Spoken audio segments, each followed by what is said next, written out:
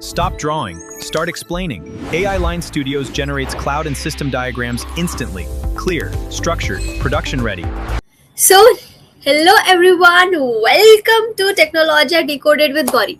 और आज हम डिकोड करने वाले हैं एक बहुत ही फेबुलस शानदार टॉपिक, कुबरनेटिस का इंटरनल आर्किटेक्चर कैसे काम करता है। आपने हजारों बार सुना होगा कि ये कुबरनेटिस, आजकल तो इंफ्रास्ट्रक्चर में कुबरनेटिस होना ही चाहिए एंड कुबरनेटिस, ठीक है। बट क्या कभी सोचा है कि ये जो कुबरनेटिस है, जो इतना सारा ट्रैफिक हैंडल करता है, हर बड़ी कंपनी, हर बड़ा ई कॉमर्स SaaS जो भी है, ये सब लोग कुबरनेटिस के पीछे पागल है। तो कुबरनेटिस चल कैसे रहा है? इतने सारे एग्जाम्स होते हैं, CKA, CKAD, ठीक है, very tough exam to clear and सब ऐसी बातें करते हैं कुबरनेटिस के बारे में। चिंता मत करो, आज इस सेशन के बाद पूरा समझ जाओगे कि कुबरनेटिस के अंदर क्या चल रहा है। तो जब आप ये समझ जाओगे कुबरनेटिस के अंदर क्या चल रहा है, तो आपको पता चल ही जाएगा ना कि कुबरनेटिस एक्चुअली क्यों यूज होता है, हम उसे क्यों इतना ज्यादा प्रेफरेंस देते हैं in any modern infrastructure. Okay, तो सिंपल लैंग्वेज में समझेंगे कि कुबरनेटिस के अंदर बैकएंड में क्या होता है, पॉड्स कैसे मैनेज होते हैं, शेड्यूलिंग कैसे होती है, पूरा क्लस्टर कैसे रन होता है। तो जैसे ही आप अपना एप्लीकेशन डिप्लॉय करते हो और वो ऑटोमेटिकली कंटेनर्स रन करने लगता है, स्केल होने लगता है, लेकिन इसके पीछे कुबरनेटिस का इंटरनल सिस्टम कैसे काम करता है, वही आज हम डिकोड करेंगे। तो अब जब जान लिया है कि सेशन में क्या होने वाला है, तो मैं मेरा इंट्रोडक्शन में दे देती हूँ। Hello, this is Gauri Yadav, founder of AI Line Studio, Google Cloud Coach and a Docker Captain. I have delivered more than 600 plus sessions till now in, you name the company, for example, Microsoft, Google, Meta, and I have mentored 1000 plus students till now. And मैं यहाँ क्यों हूँ और ये क्यों deliver कर रही हूँ, क्योंकि जब आप टेक के बारे में सोचते हो तो आपको बैक ऑफ द माइंड में आता है ना, मुझे नहीं पता यार ये कैसे चल रहा है। उसी चीज को सॉल्व करने के लिए यहाँ पे हूँ और लेके आई हूँ series technology decoded with Gauri. चलो मैं क्विकली मेरी स्क्रीन शेयर करती हूँ ताकि आप भी देखो कि आज कैसे वर्क करेगा कुबरनेटिस डायग्राम। एक सेकेंड, मैं बस मेरा पेन ऑन कर लूँ ताकि हम अच्छे से स्क्रिबल करके समझ सके। आ गया है मेरा पेन भी, yes, my pen is also here on screen I guess. आ गया है मेरा पेन। अब मैं स्क्रीन शेयर करती हूँ, अलाउ मी अ सेकेंड।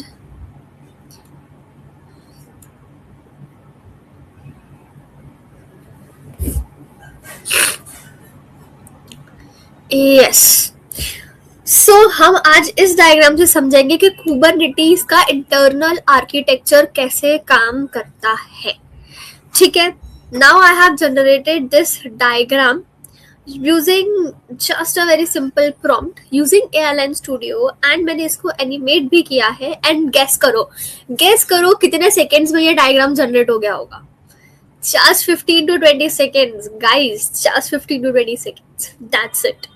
ठीक है, सो अब बढ़ते हैं हमारे व्हाइट बोर्ड की तरफ ताकि हम अच्छे से स्क्रिबल करके समझ सके कि क्या डिस्कशन हो रहा है। Yesterday one of the learner mention this thing कि आप प्लीज अपना स्क्रीन थोड़ा बड़ा कर दो ताकि मुझे और बेटर दिखाई दे। So yes, today I have done it. मैंने मेरा स्क्रीन फुल स्क्रीन कर दिया है ताकि अच्छे से दिखाई दे और समझ में आए। ठीक है, just allow me a second और मैं और जूम कर लेती हूँ ताकि हम चालू कर सके। देखो, आज तक हर सेशन में हमने ये सेम चीज डिस्कस करी है। मैं आज भी पूछूंगी कि दुनिया में जितनी भी चीजें बनी है वो किसी ना किसी के लिए तो बनी है और वो कोई ना कोई तो यूज करता है। और वो कोई ना कोई और कौन है? हम है, यूजर्स, हमारे जैसे लोग जो यूज करते हैं। तो सबसे पहली लेयर हम क्या डिस्कस करेंगे? The first layer would be user and client layer. देखो, सब कुछ यहीं से स्टार्ट होता है, यूजर एंड क्लाइंट लेयर से। ये वही लेयर है जहां आप कुबरनेटिस को इंस्ट्रक्शंस देते हो। अगर आप बिगिनर हो और आपको समझ नहीं आ रहा है तो समझ लो कि कुबरनेटिस क्या है। एक सिस्टम है जो एप्स रन करता है और ये लेयर वो जगह है जहां से आप उसे बोलते हो कि knock knock Kubernetes, you need to do this. ठीक है, अब एग्जाम्पल है, कुबरनेटिस का एक कमांड होता है जैसे kubectl apply -f pod.yml। इसका ये कमांड आप क्या करते हो? आप टर्मिनल में लिखते हो।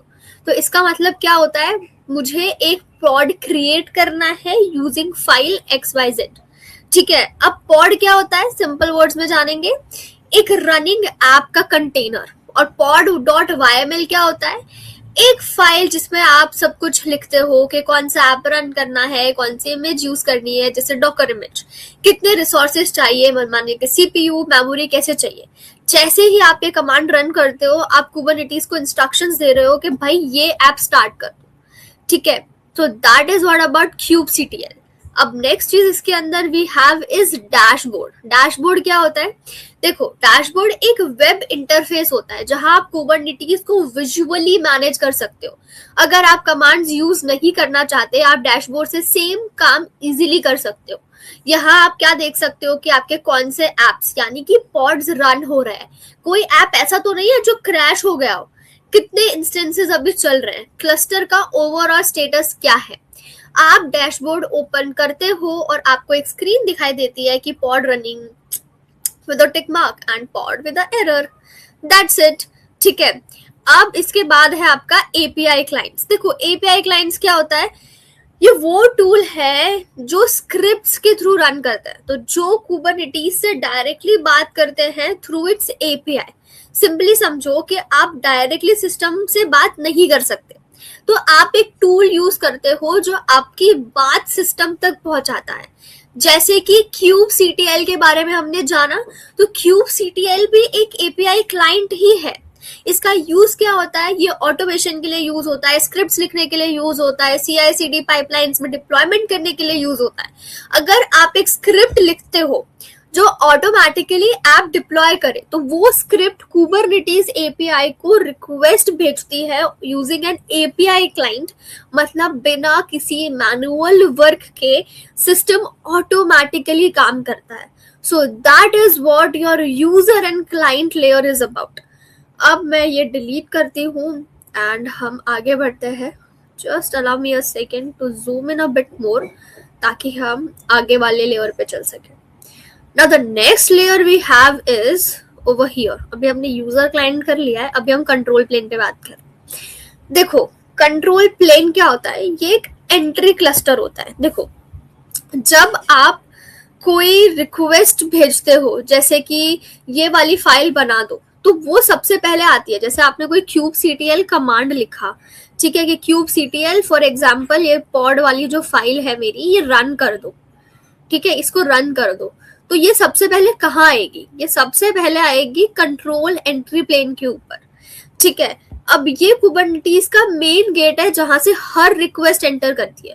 यहीं पे डिसाइड होता है कि रिक्वेस्ट वैलिड है या नहीं और आगे ले जाना है या नहीं। तो इसका सबसे पहला component we have is API server. API server क्या होता है? देखो, ये कुबरनेटिस का सेंट्रल गेटवे होता है। तो कोई भी रिक्वेस्ट, मतलब कि पॉड बना दो, कोई सर्विस डिलीट कर दो या कॉन्फ़िगरेशन फाइल अपडेट कर दो, सबसे पहले एपीआई सर्वर पर ही आती है। अब एपीआई सर्वर क्या होता है? करता क्या क्या है? रिक्वेस्ट रिसीव करता है, उसको वैलिडेट करता है कि डेटा सही है या नहीं, और फिर उसे करेक्ट इंटरनल कंपोनेंट तक राउट करता है। जैसे फॉर एग्जांपल मैंने आपको बताया कि kubectl के थ्रू आपने एक कमांड रखा कि पॉड रन कर दो, तो ये रिक्वेस्ट एपीआई सर्वर तक आती है और फिर एपीआई सर्वर चेक करता है कि क्या ये वैलिड YML फाइल है। देखो, अगर आपको पता नहीं है YML क्या होता है, तो जैसे HTML होता है हाइपर टेक्स्ट मार्कअप लैंग्वेज, वैसे भी अगर आपको कुबरनेटिस के साथ काम करना है तो ये भी एक फाइल फॉर्मेट होता है। इसका फुल फॉर्म है येट अनदर मार्कअप लैंग्वेज। तो अगर आप स्क्रिप्ट्स वगैरह लिखते हो, अगर आपको कुबरनेटिस के साथ काम करना है, तो आपको YML आनी चाहिए। तो पॉड का फॉर्मेट सही है या नहीं, फिर ये रिक्वेस्ट आगे प्रोसेस के लिए भेज दी जाती है। अब इसका नेक्स्ट क्या होता है? इसका नेक्स्ट इज ऑथराइजेशन। देखो, ऑथराइजेशन मतलब क्या होता है समझो। ऑथराइजेशन मतलब आप इसको ऐसे समझो कि, चलो पहले ऑथराइजेशन छोड़ो, सबसे पहले ऑथेंटिकेशन समझो, क्योंकि अगर ऑथेंटिकेशन से बेस आएगा तो ऑथराइजेशन आएगा, ठीक है। तो सबसे पहले ऑथेंटिकेशन देखते हैं।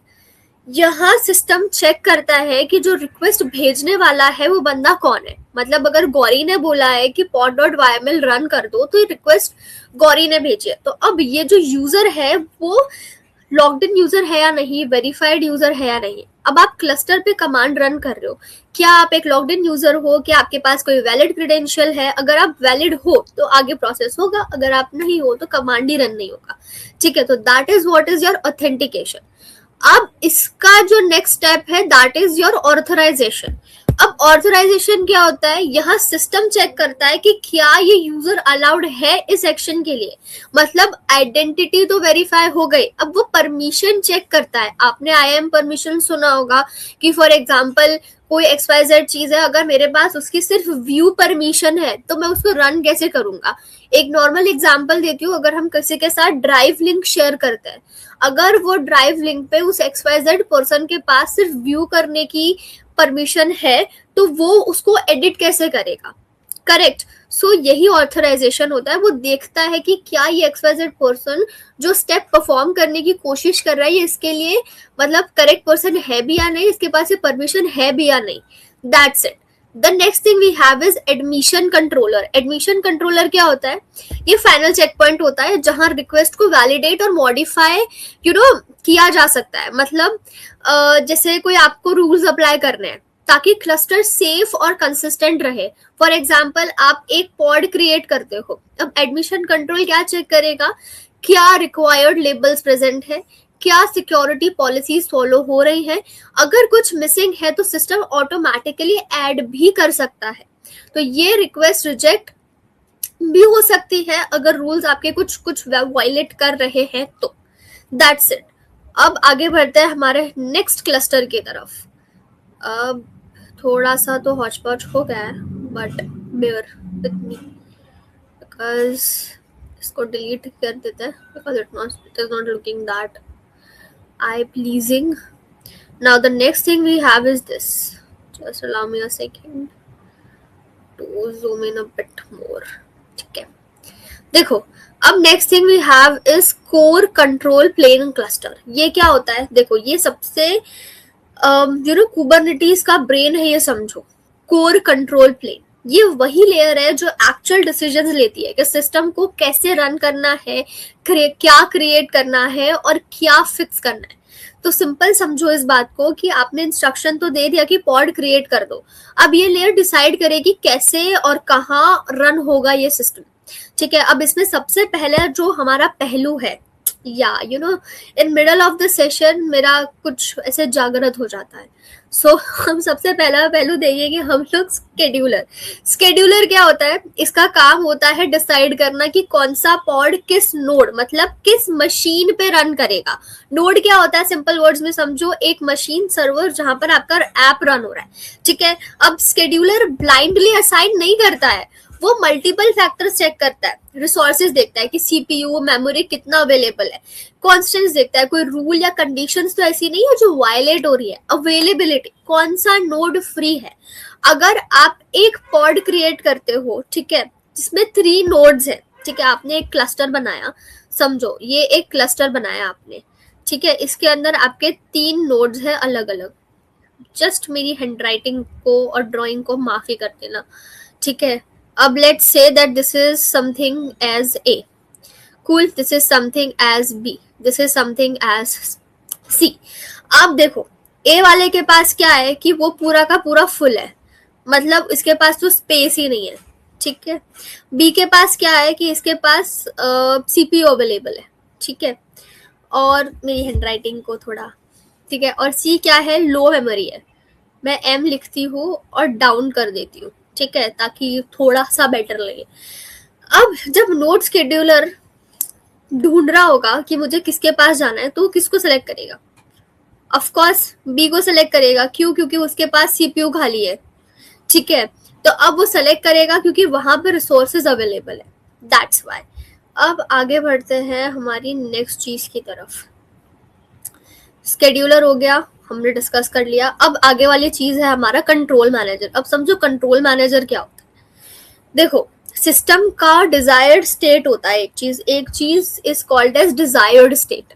देखो अब सिस्टम को आपने जो भी एक्सपेक्ट किया है सिस्टम से, मतलब कि आपको चाहिए कि आपके 3 पॉड हमेशा रन होने चाहिए, मतलब 3 नोड्स हमेशा आपके एक्टिव होने चाहिए, ठीक है।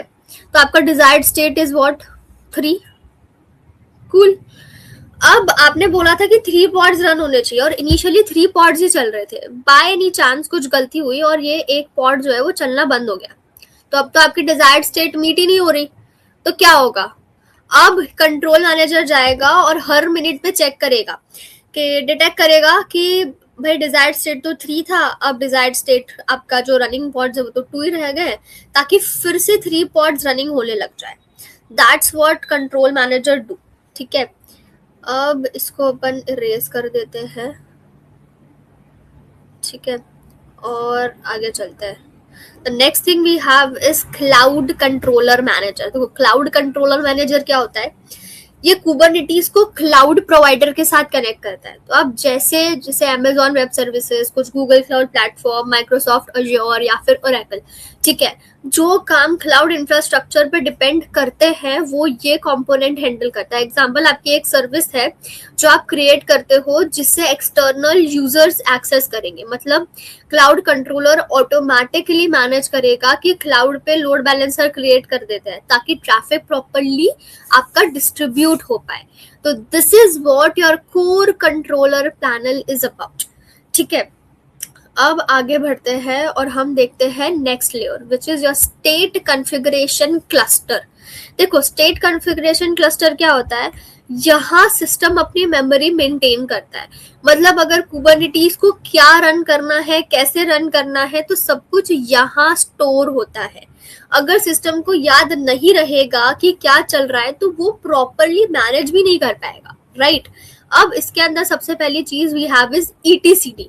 ईटीसीडी क्या होती है? इस लेयर का कंपोनेंट है ईटीसीडी। ये कुबरनेटीज का समझ लो कि डेटाबेस है। ठीक है, क्लस्टर की सारी इंपॉर्टेंट इंफॉर्मेशन यही स्टोर होती है इस ईटीसीडी में। ठीक है, क्लस्टर स्टेट। क्लस्टर स्टेट मतलब क्लस्टर में क्या क्या रन हो रहा है, पॉड्स, नोड्स, सर्विसेज। कॉन्फ़िगरेशन कि अगर आपने सिस्टम को कैसे कॉन्फ़िगरेशन किया है, मतलब YAML फाइल्स डाली है, आपकी सेटिंग्स क्या है। सीक्रेट्स, सीक्रेट्स मतलब कि आपका सेंसिटिव डेटा जैसे पासवर्ड्स, एपीआई कीज क्या क्या है, तो वो सब ईटीसीडी के अंदर आएगा और स्टोर होगा। और अगर कोई नेक्स्ट चीज फेच भी होनी होती है ना, तो वो फेच भी ईटीसीडी से ही होती है। ठीक है, अब आगे बढ़ते हैं और चलते हैं अपने नेक्स्ट उसकी तरफ। अब नेक्स्ट है हमारा, एक सेकेंड, ये नेक्स्ट है हमारा, just allow me a second, आगे मैं इसको बड़ा कर सकती। नेक्स्ट चीज हमारी है that is node component layer. देखो अब एक सेकेंड, नोड कंपोनेंट लेयर क्या होते हैं वो देखो, मतलब जो भी डिसीजंस कंट्रोल प्लेन ने लिए अब वो एक्चुअली रन होंगे रियल मशीन्स पे। तो समझो कि ऊपर प्लानिंग हो चुकी है, अब यहाँ एग्जीक्यूशन होना है। अब सबसे पहले यू हैव क्यूबलेट। देखो क्यूबलेट क्या होता है, वो एक सबसे इंपॉर्टेंट कंपोनेंट होता है। ये हर नोड और मशीन फॉर एग्जांपल पे रन होता है और एक एजेंट की तरह काम करता है। इसका काम क्या होता है, कंट्रोल प्लेन से इंस्ट्रक्शंस लाना, इंश्योर करना कि पॉड्स प्रॉपरली रन हो और स्टेटस वापस कंट्रोल प्लेन को भेजना। एग्जाम्पल समझो कि शेड्यूलर ने डिसाइड किया कि पॉड नोड बी पे रन होना चाहिए, तो क्यूबलेट नोड बी पे इंस्ट्रक्शन रिसीव करेगा और बोलेगा कि ओके भाई मुझे ये पॉड रन करना है नोड बी पे। ठीक है, so that is what kubelet is about. अब इसके बाद नेक्स्ट चीज है हमारे पास कंटेनर रन टाइम। देखो ये वो कंपोनेंट है जो एक्चुअल कंटेनर्स को रन करता है। सिंपल वर्ड्स में देखो कि ये आपका ऐप स्टार्ट करता है, मतलब कॉमन रन टाइम है, जैसे डॉकर, कंटेनर डी। अगर आपने एक ऐप डिफाइन किया है इमेज के थ्रू, तो कंटेनर रन टाइम उस इमेज को पुल करेगा और कंटेनर स्टार्ट करेगा, तब आपका काम एक्चुअली रन होना स्टार्ट हो जाएगा, जब आपका ऐप एक्चुअली रन हो जाएगा। Then you have your kube proxy. Kube proxy क्या होता है, ये नेटवर्किंग हैंडल करता है ताकि पॉड्स और सर्विस एक दूसरे से बात कर सके। अब इसका काम क्या होता है, ट्रैफिक राउटिंग मैनेज करना, सर्विसेज को एक्सपोज करना, लोड बैलेंसिंग प्रोवाइड करना। जैसे आपका ऐप एक पॉड में रन हो रहा है, क्यूब प्रॉक्सी इंश्योर करेगा कि एक्सटर्नल रिक्वेस्ट उस पॉड तक पहुंच सके और अगर मल्टीपल पॉड्स हैं तो ट्रैफिक उनमें डिस्ट्रीब्यूट हो जाए। तो ये काम करता है आपका क्यूब प्रॉक्सी। अब हम आगे बढ़ते हैं और हमारा नेक्स्ट लेयर डिस्कस करते हैं। Allow me a second. अब नेक्स्ट लेयर जो है ना हमारा, that is your this. Allow me a second, ताकि मैं इसको थोड़ा बड़ा करूं और आपको और अच्छे से दिखाई दे। This one, this is your workload cluster. देखो, वर्कलोड क्लस्टर क्या होता है आपका? ये वो लेयर है जहां एक्चुअल एप्लीकेशन रन होता है। मतलब जो भी ऐप आप डिप्लॉय करना चाहते हो, जैसे कि वेबसाइट, एपीआई, ऐप, वो सब कुछ यहीं से एग्जीक्यूट होता है। सो ऊपर सब प्लानिंग और मैनेजमेंट हो रहा था, यहाँ पर रियल ऐप रन हो रहा है। अब इसका सबसे इम्पोर्टेंट पार्ट है पॉड्स। देखो, पॉड्स का कॉन्सेप्ट है ना, सब लोग बहुत हवा मचा के रखते हैं कि पॉड्स नहीं समझ में आया।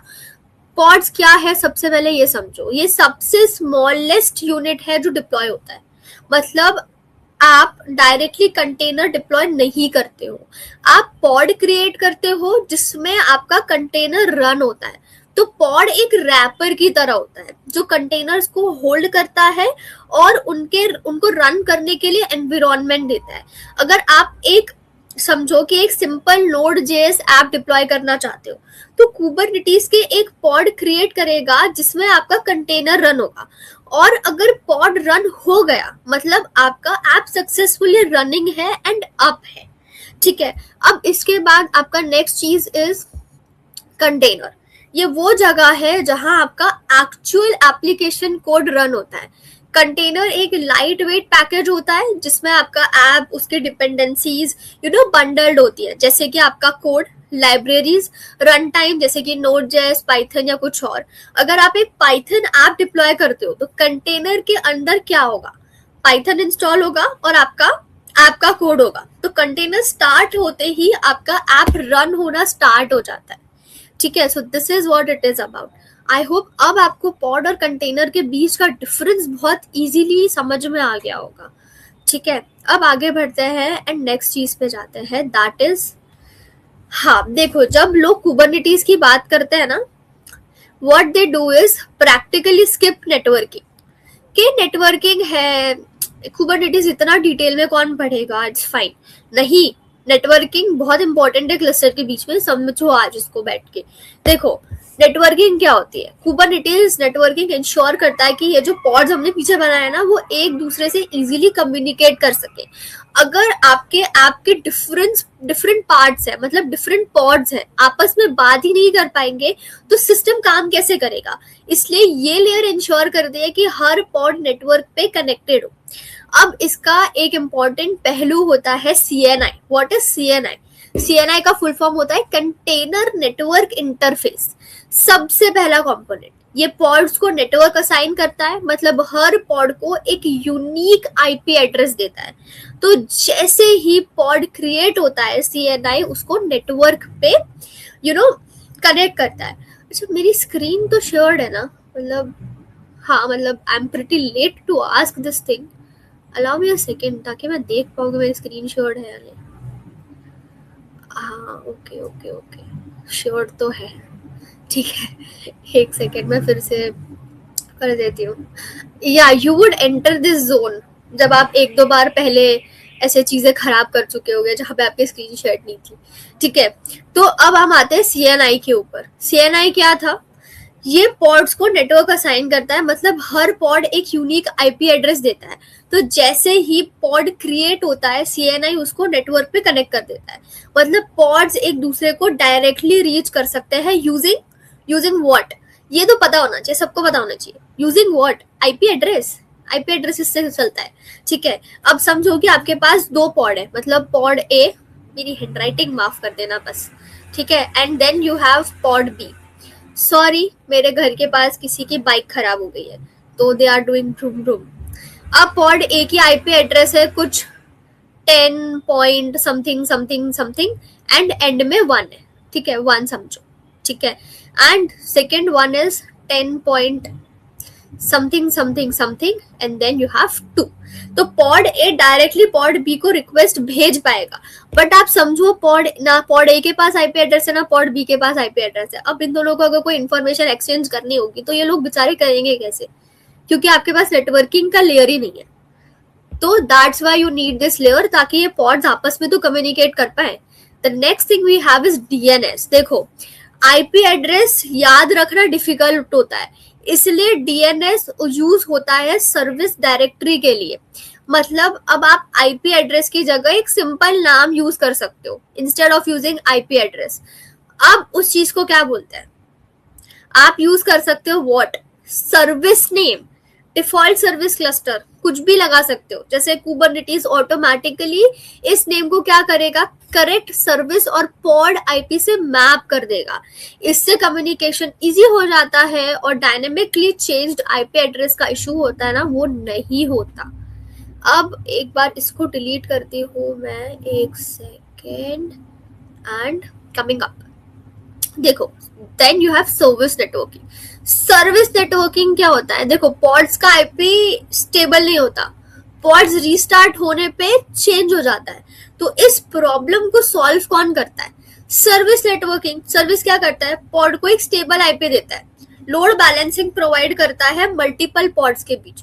मतलब अगर आपके पास 3 पॉड्स हैं एक ऐप के लिए, तो पॉड नंबर 1.1 पे चल रहा है, .2 पे पॉड 2 चल रहा है, .3 पे पॉड 3 चल रहा है, तो आप एक सर्विस क्रिएट करते हो। अब आपको सिर्फ सर्विस का आईपी यूज करना है। कुबरनेटिस ऑटोमेटिकली ट्रैफिक डिस्ट्रीब्यूट करेगा इन 3 पॉड्स के बीच में। हाँ काफी डिफिकल्ट है, but this is what it is about. समझ में आ गया होगा। बहुत डिफिकल्ट लग रहा था ना यार, मुझे सर्विस नहीं समझ में आता है कि क्या करता क्या है सर्विस। यार तुम्हारे अलग अलग पॉड्स हैं, उन अलग अलग पॉड्स के अलग अलग आईपी एड्रेसेस हैं। अब सोचो, इमेजिन करो कि आपके पास एक सर्विस चल रही है, कोई ऐप चल रहा है। अभी बताती हूँ, ये कंफ्यूजन दूर करती हूँ। आपके पास एक ऐप है, ठीक है, आपका डिजायर्ड कॉन्फ़िगरेशन है कि आपके पास 100 पॉड्स चलते हुए होने चाहिए। अब आप कैसे डिसाइड करोगे इस चीज को कि 100 पॉड्स की 100 आईपी एड्रेसेस क्या होंगी। सो इससे बेटर है ना कि आपको सर्विस की आईपी एड्रेस बताओ और फिर वो आपस में डिस्कस करके अपने आप में लोड बैलेंस कर ले। दैट इज मोर इजी ना। So that what service networking does. अब आगे चलते हैं। यार वॉल्यूम्स बहुत हार्ड होता है कुबरनेटिस में। अभी देख लेते हैं, वॉल्यूम्स भी फोड़ लेते हैं कि वॉल्यूम्स क्या है। स्टोरेज क्लस्टर देखो, सबसे पहले स्टोरेज क्लस्टर क्या होता है, यहाँ सिस्टम हैंडल करता है डेटा को कैसे स्टोर करना है। मतलब आप अपना ऐप रन कर रहे हो, एक चीज है, लेकिन उसका डेटा सेव करना लाइक इक्विवेलेंटली इम्पोर्टेंट है, राइट। तो आप जब ऐप रन करते हो तो जैसे कि यूजर का डेटा, फाइल्स, लॉग्स, अगर आप ये सेव नहीं करोगे तो आपका ऐप तो यूजलेस हो जाएगा ना, फिर तो वो स्टेटलेस हो गया। स्टेटलेस क्या होता है, स्टेटलेस इज कैलकुलेटर जैसे एप्लीकेशंस। और मैं उसकी भी बात नहीं कर रही हूँ जो आपके फोन के कैलकुलेटर्स हैं, जो तो वो भी स्टोर करते हैं कि आपने पास्ट कैलकुलेशंस क्या किए थे। मैं वो बड़े वाले कैलकुलेटर की बात कर रही हूँ जो मैनुअली ठक ठक ठक ठक करके चलता है, उसमें नहीं होता सिर्फ कि आपने क्या करा। तो that is what is that, that is stateless. अब अगर आपको अपने एप्लीकेशन को स्टेटफुल बनाना है, फॉर एग्जाम्पल आप सोचो आपका एक यूजर आया, आप उसने रजिस्टर किया, आपका एप्लीकेशन यूज किया, अब उस बंदे को पता है, अब आपके डेटाबेस को नहीं पता कि वो बंदा पहले आया था, उन्होंने यूज किया था, now he is gone, nor you have the data, nor user have the data. अब ये कितनी बेकार सी बात है। तो we need storage cluster over here. देखो अब सबसे पहले इसमें क्या होता है, वॉल्यूम्स। वॉल्यूम्स बहुत इंपॉर्टेंट कॉन्सेप्ट है, गौरी समझ में नहीं आता वॉल्यूम्स क्या करता है। ये पॉड्स के लिए ना एक टेम्पररी स्टोरेज प्रोवाइड करता है। मतलब जब तक पॉड रनिंग है तब तक उसका डेटा अवेलेबल है, लेकिन अगर pod by any chance crash हो गया और डिलीट हो गया और रिस्टार्ट हुआ तो डेटा लॉस हो जाएगा ना उसका। जैसे पॉड गया और उसकी आईपी एड्रेस डिलीट हो गई, तो हमारे पास उसको सेव रखने का क्या तरीका था, वी डिड ऊपर टेम्पररी एक्सेस ना, ठीक है। वैसे ही वॉल्यूम्स क्या करेगा, अगर डेटा लॉस हो जाता है तो आप एक पॉड रन करते हो, टेम्पररी फाइल्स जनरेट करता है, वो फाइल्स आपके आकर के वॉल्यूम्स में स्टोर होते हैं, और अगर पॉड डिलीट हुआ तो डेटा भी डिलीट। इसलिए ये टेम्पररी यूज केस के लिए एकदम बेस्ट है, ठीक है। The next thing you have is your persistent storage. ये इंश्योर करता है कि डेटा परमानेंटली स्टोर रहे इवन अगर आपका पॉड रीस्टार्ट या डिलीट हो जाए, मतलब डेटा पॉड से इंडिपेंडेंट हो जाता है। ये समझो कि वॉल्यूम में आया, टेम्पररी एक्सेस है, फॉर एग्जाम्पल 24 आवर्स तक डेटा रहा। अगर 24 आवर्स के बाद डेटा चला गया तो क्या करोगे? तो कोई तो एक चीज होनी चाहिए ना जो डेटा को लॉन्गर पीरियड तक स्टोर करके रखे। Then comes in the picture that is your persistent storage. मतलब डेटा पॉड से इंडिपेंडेंट हो जाता है। आप एक डेटाबेस ऐप रन कर रहे हो जैसे MySQL, तो अगर पॉड रीस्टार्ट हो गया और डेटा डिलीट हो गया तो प्रॉब्लम हो जाएगी। इसलिए परसिस्टेंट स्टोरेज यूज होता है कि ताकि डेटा आपका सेफ रहे even after restarting of the pod. अब नेक्स्ट चीज you have is CSI। CSI is what? Container Storage Interface. ये Kubernetes को external storage system. I'm very sorry for people in my area. ठीक है, मैं फिर से बोल देती हूँ, CSI कंटेनर स्टोरेज इंटरफेस ये Kubernetes को एक्सटर्नल स्टोरेज सिस्टम के साथ भी कनेक्ट कर सकता है, जैसे क्लाउड स्टोरेज या कोई एक्सटर्नल डिस्क। मतलब Kubernetes डायरेक्टली स्टोरेज मैनेज नहीं करता। अगर आप उसके साथ CSI कनेक्ट करना चाहते हो तो आप कर सकते हो। जैसे कि फॉर एग्जांपल आप क्लाउड पे Kubernetes रन कर रहे हो तो CSI के थ्रू आप कनेक्ट कर सकते हो। जैसे कि Amazon वेब सर्विसेज का EBS होता है, इलास्टिक ब्लॉक स्टोरेज, और GCP का प्लेटफॉर्म का जैसे कोई परसिस्टेंट डिस्क होता है, तो आप बना सकते हो। ये स्टोरेज पॉड्स के साथ अटैच हो जाते हैं और आपका डेटा सेफली स्टोर हो जाता है। सो आई होप कि ये समझ में आ गया होगा कि ये जो वॉल्यूम्स और परसिस्टेंट स्टोरेज जैसी भारी टर्म्स हम यूज करते हैं, व्हाट डू दैट मीन। अब आगे बढ़ेंगे और हम बात करेंगे हमारी again one of the layers के बारे में, जिसके बारे में हम ऑलमोस्ट रोज ही डिस्कस करते हैं। ठीक है, तो वो लेयर का नाम है आपको ऑब्जर्वेबिलिटी क्लस्टर। ऑब्जर्वेबिलिटी क्या होता है? देखो, क्लस्टर को सिर्फ रन नहीं करना होता, उसको मॉनिटर भी करना होता है। क्यों? क्योंकि अगर कुछ गलत हो जाता है हमें तुरंत पता तो चलना चाहिए। इसलिए Kubernetes में एक डेडिकेटेड लेयर होती है, observability layer.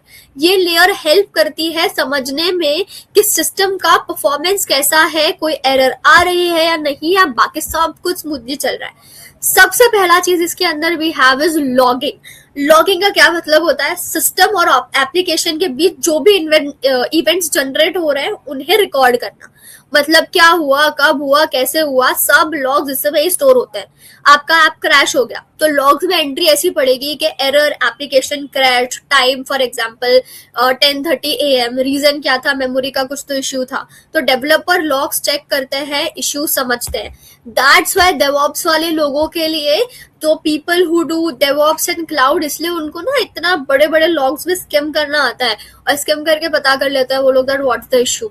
Then next thing you have is metrics. Metrics क्या होता है? देखो, जो सिस्टम का परफॉर्मेंस स्लो करता है, जैसे CPU यूसेज आपने कितना है, मेमोरी यूसेज आपका कितना है, कितना रिक्वेस्ट आ रहा है।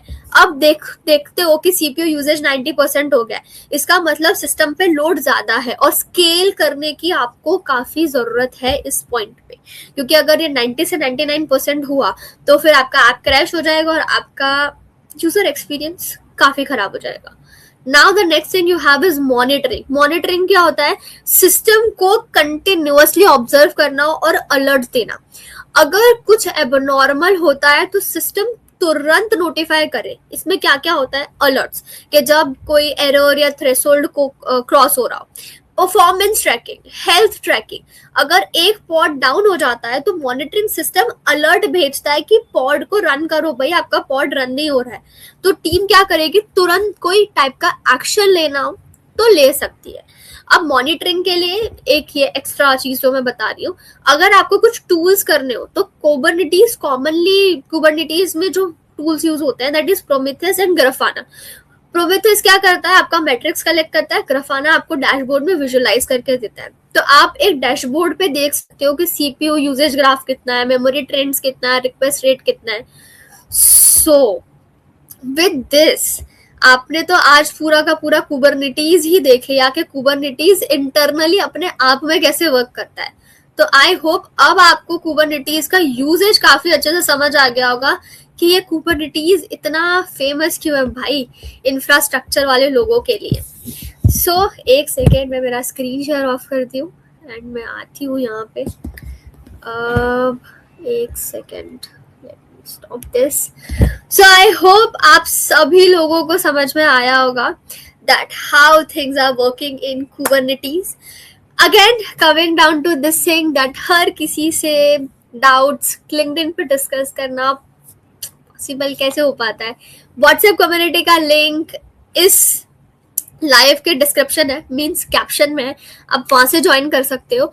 और जैसे मैंने इतना अमेजिंग डायग्राम बनाया है in just 15 to 20 seconds using AI Land Studio, आप भी अपना टाइम ऐसे सेव कर सकते हो। एंड सिर्फ टाइम सेव सिर्फ डायग्राम जनरेट करने के लिए नहीं, जैसे आज आपने ये सीखा कि कुबरनेटीज कैसे वर्क करता है, राइट? ऐसे अगर आपके कुछ और डाउट्स हो, आपको कुछ डायग्राम के थ्रू समझना हो, तो come to AI Land Studio, you can generate and see. So this is it for today's tutorial or session or whatever it is. See you in the next session. Bye bye. Have a nice day, everyone.